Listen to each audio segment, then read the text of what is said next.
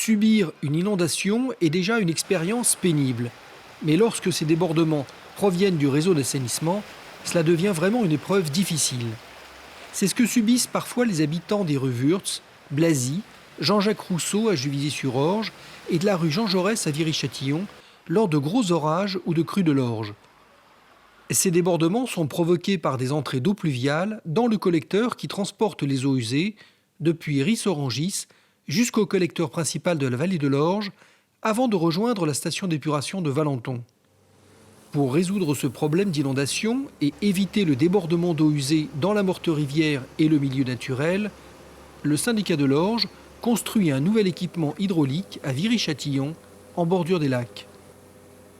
On a trouvé la solution avec une étude hydraulique qui nous a permis de construire ce point de maillage, c'est-à-dire qu'il va pouvoir répartir les effluents entre l'antenne de Ris, qui est surchargée, et l'antenne de Grigny, dans laquelle on peut encore mettre une partie des effluents.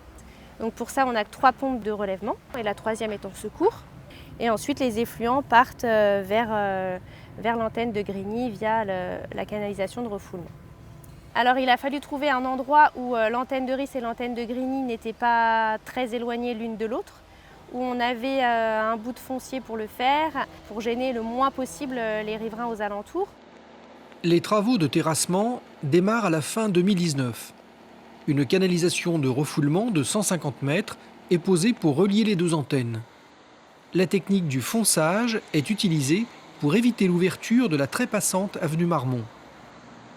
La crise sanitaire de la Covid-19 a interrompu le chantier pendant plusieurs semaines et l'équipement ne sera finalement mis en service qu'à l'automne 2020. Mais empêcher l'infiltration d'eau pluviale dans le réseau d'assainissement reste un défi important à relever pour le syndicat de l'Orge.